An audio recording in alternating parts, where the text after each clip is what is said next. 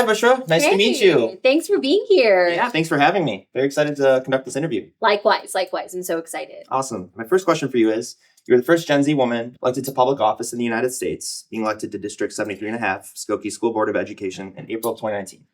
What inspired you to run for that race? Can you share any growing pains about the realities of being a public official?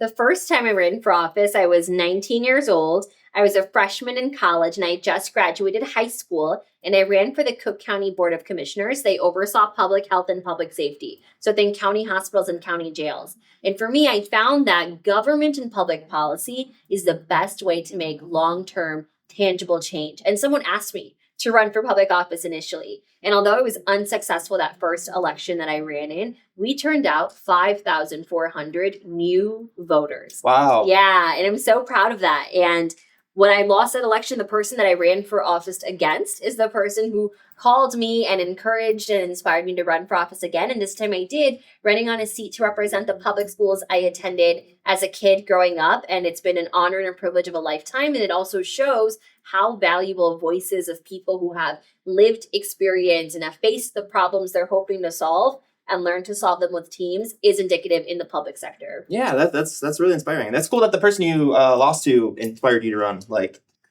how'd that go? How'd that conversation go? So I was interviewed on election night when I lost, and I came in second in a three-way race with 35% in the vote, about 15,000 votes. And there was a news reporter that day who came up to me and said, "Will you run for public office again?" Literally, as I was crying. And I said, "No, why would I? The people didn't want me." And that person was watching the news segment that day and called me the next morning and said, "You personally registered thousands of people to vote for the very first time.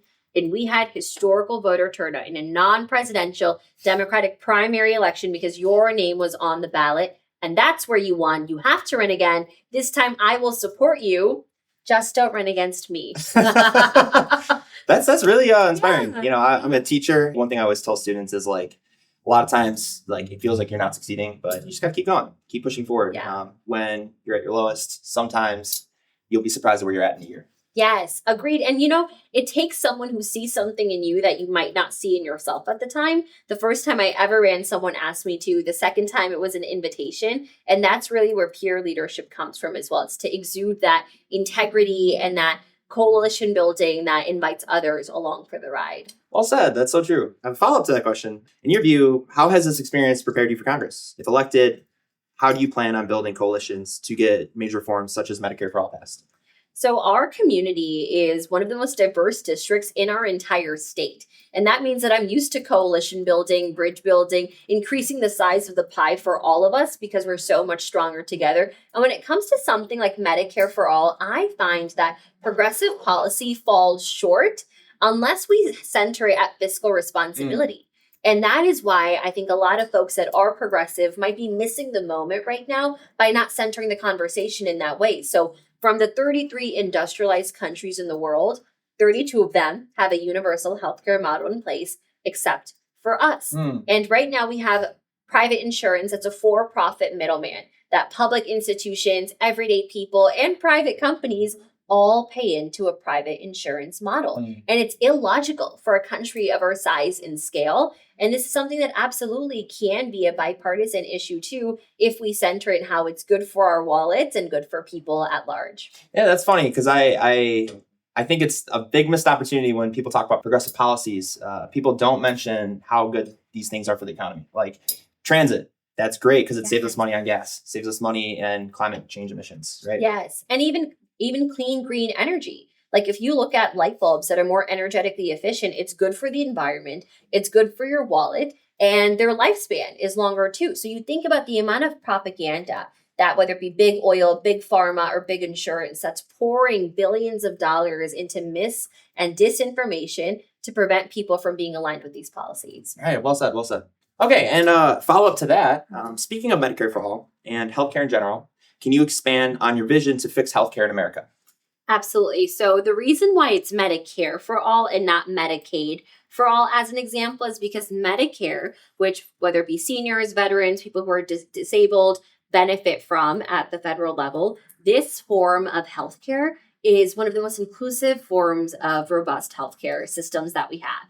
And it's this existing infrastructure that can take information from our private insurance that can be increased in terms of access to benefit all of us.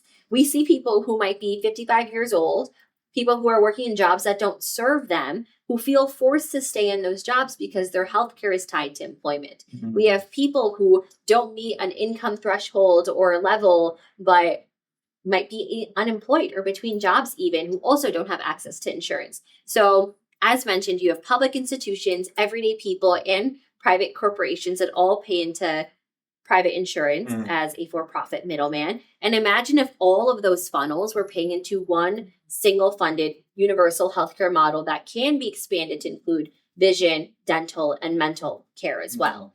And it might sound really innovative and it might sound really pie in the sky, but as mentioned, out of the industrialized countries out there, 32 of them have a system like that in place. It's the logical mode for our country. Yeah, no, that makes sense. I know a little bit about researching the NHS, and I know they're struggling with privatization themselves.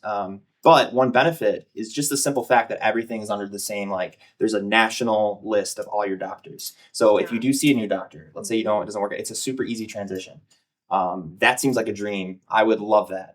Yes. And with Medicare, you have the same doctors, the same nurses, the same hospitals, the same physician's assistants. And we need to get rid of these pharmaceutical benefit managers too. I mean, we're the only country that has this arbitrary position that gets more money based on every insurance claim that they deny when it comes to preventing us from having the medication that people need to stay healthy.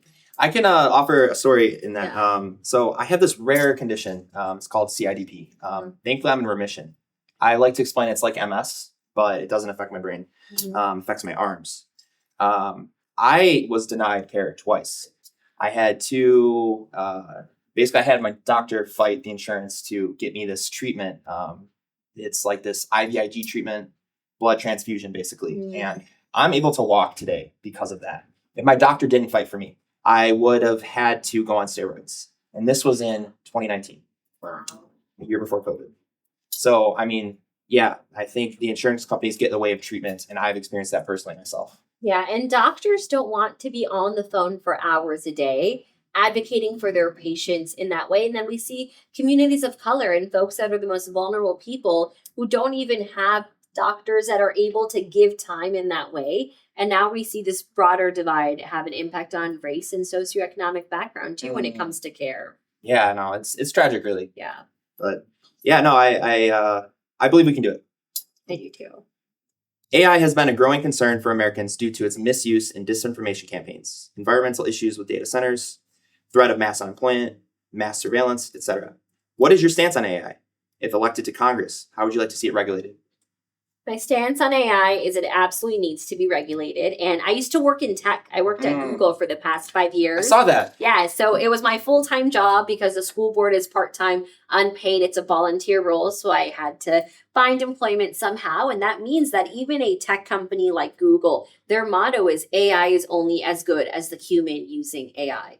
And as good humans, that means AI needs to be regulated. So first, at the federal level, we must ban AI data centers from using fresh, clean drinking water to cool them down. You look at a country like China that uses wind-powered based fans, but the reason our country doesn't is because we're impatient, impulsive, and we want things done really quickly. This absolutely can be regulated at the federal level. The second thing that I don't see people talk about often enough is banning any facial or audio-based technology that can be used with and manipulated with AI without people's consent. We've been seeing, especially in the wake of the Epstein files, I know that these images and videos are being misused in a way that we need to protect our children and the most vulnerable people too. Third is on the topic of healthcare and insurance, we've seen that AI has been used to auto-reject claims for people as well. That needs to be banned. And the fourth thing, we need to ban any type of AI-based mental health care. We cannot risk having chatbots take place of real pharmaceutical, psychiatric, therapist-based care. And that is something that I also think, I mean, we've seen the way that AI has sent people into psychosis. There's needs to be regulated. No, that is very concerning. I see so many people, even like artists, which kind of surprises me as an artist myself. I see so many people just kind of even use it casually. And that's a whole conversation. What you mentioned about like the facial recognition thing too really terrifies me, because I'm seeing more companies implement it. I'm seeing there's the Flock safety cameras. I'm not sure if you're aware of those. Company Flock is a private company that is contracted with a lot of local governments, and they install traffic cameras. Oh my gosh, And yes. there's a couple journalists, one person, Ben Jordan, musician turned journalist over the last few years, did a couple really great exposés on them where like some of these cameras aren't even pointed at traffic. They're pointed at playgrounds. They're pointed at like different community centers that don't have cars. Wow. And they're very easily hackable, and they track faces. And I know I was reading something, I think, about ICE even contacting some of these companies to get parts of these databases. Yeah, Evanston has those cameras. Oh God. Yeah, no, that's concerning. I'm glad that you hold regulation very close to your heart. Yeah, and I try to explain it in layman's terms. I think we don't have as many people in Congress as I would like who even understand AI themselves. Or even know how to connect to Wi-Fi. Exactly. Yeah, that needs to change. Okay, well, thank you for that answer. Moving on, you have lived in Illinois 9 for your entire life and know this district intimately. What are some issues specific to your community that need to be addressed? What are your plans to tackle these issues for your constituents? So a lot of the things that I'm campaigning on will ideally benefit the entire country. That's why I'm running for a national federal office. Mm-hmm. However, there are so many in-district nuances that shape my perspective and the way that I am an advocate for these issues too. So first, we're in a white minority district. About 30, I didn't know that. Yeah, I know a lot of people don't. I'm sure a lot of the candidates in this race don't know either, because our Middle Eastern North African community gets counted as white.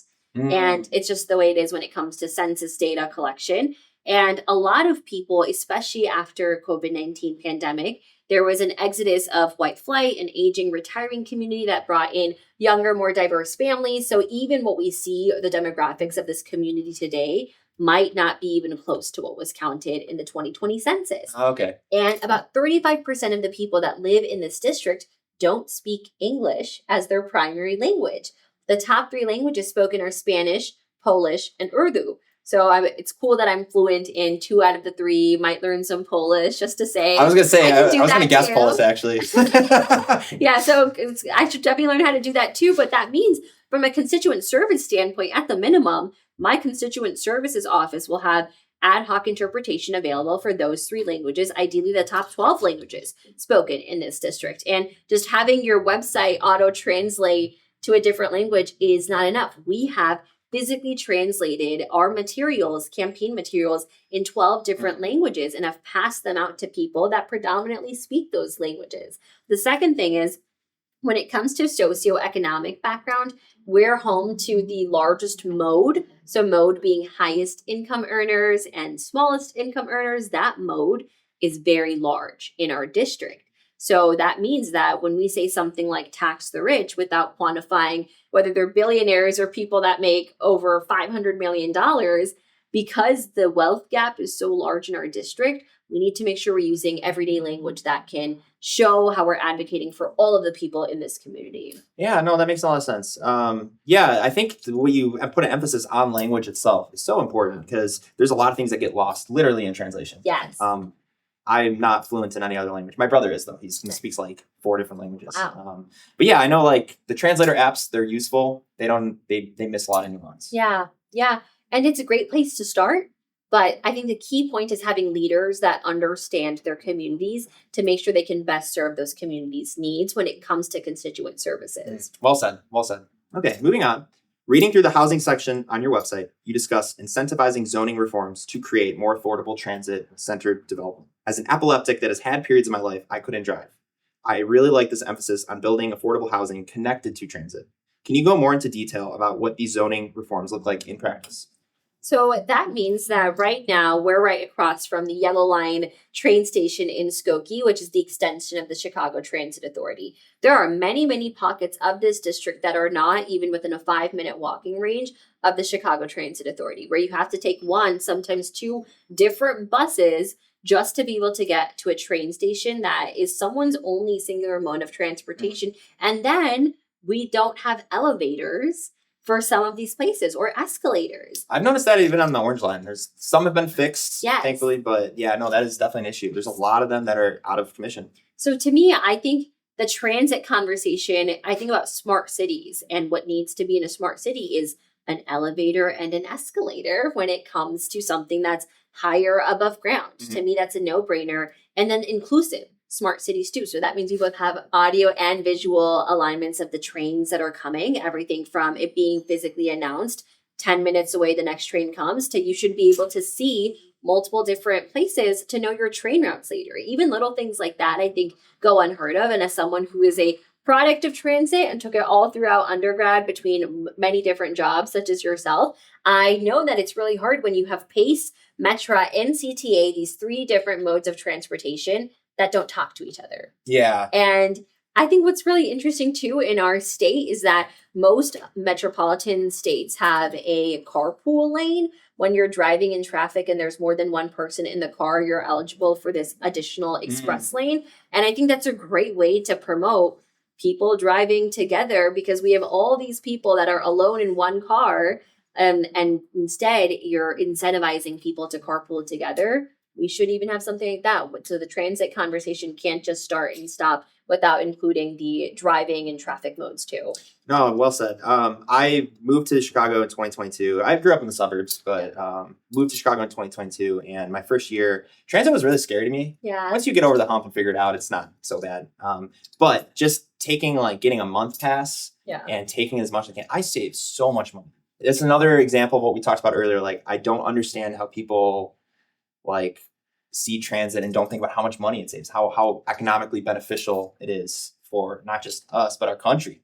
Yes. And I think the conversation comes back to developing our transit systems to be accessible and ideal options for one to consider for transportation. I mean, we have train carts. Let's look at the CTA as an example, that haven't been updated to keep up with heating or cooling based on the time of the year. And in a city like Chicago, it can get really cold, and even on the trains it can.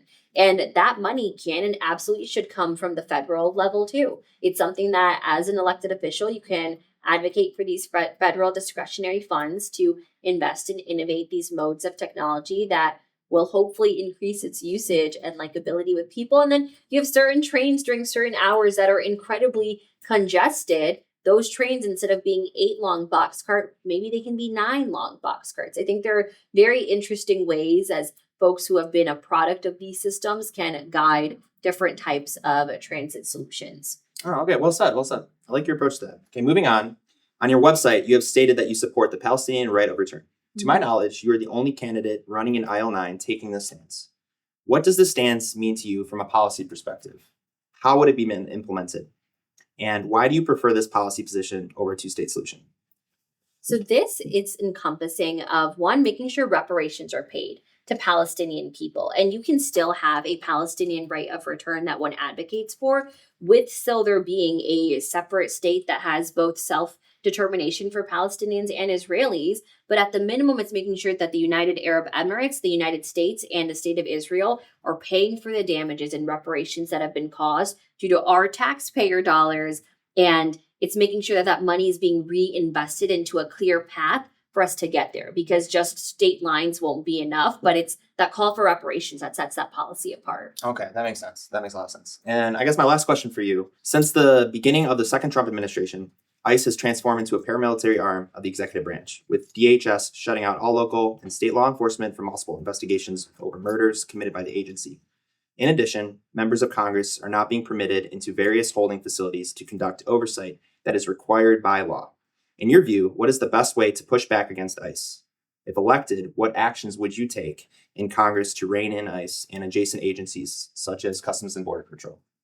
I'm a big advocate for abolishing ICE. ICE is not new. I've been around longer than ICE has, but we had a very just functioning immigration system well before ICE, and we will have one well beyond the ICE. INS, right? Immigration and Naturalization Services, I believe. And you also have Customs Border Patrol, you have DHS, but ICE itself was created as a direct response to 9/11 23 years ago.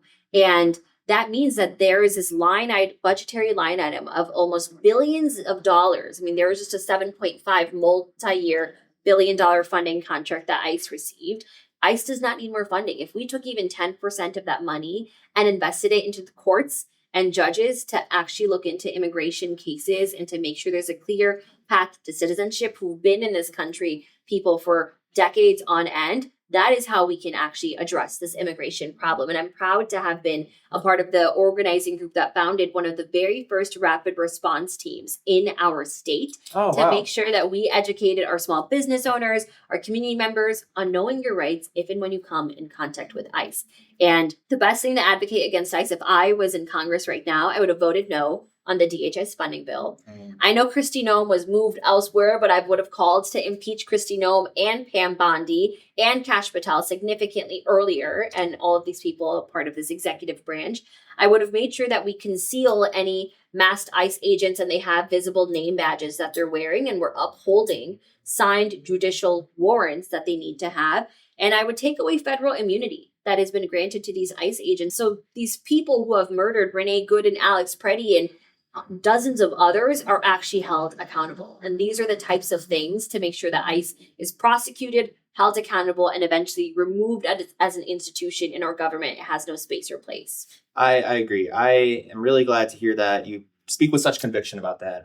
Abolishing ICE is so important because agency cannot be reformed. It cannot. I think at this point, it's very clear what they want to do with it. And I think it's good that people just speak that with their chests. Yeah. Totally. All right. We have a couple minutes and if you want to pitch your campaign to the audience. Yeah. Well, thank you again for having me. This was awesome. My name is Bushra Amiwala. As mentioned, I'm running for the U.S. House of Representatives in District 9, which includes Rogers Park, Uptown, Evanston, Skokie, Lincolnwood, Morton Grove, Glenview, all the way to Cary, Algonquin, and Crystal Lake, Illinois. That means we oversee 3 counties, and as of filming date, our election is exactly 1 week away. We have only gotten to where we are with community building, coalition building, and bridge building, and we will only have victory with your help. So if you like what you heard, please volunteer with us for even an hour. You can reach out at bushraforcongress.com. I'm Bushra Amiwala on all socials, and I reply to all my DMs except for the mean ones. Except for the mean ones. All right, thank you, Bushra. Nice meeting you. Thank you. Thank you for having me. Thanks.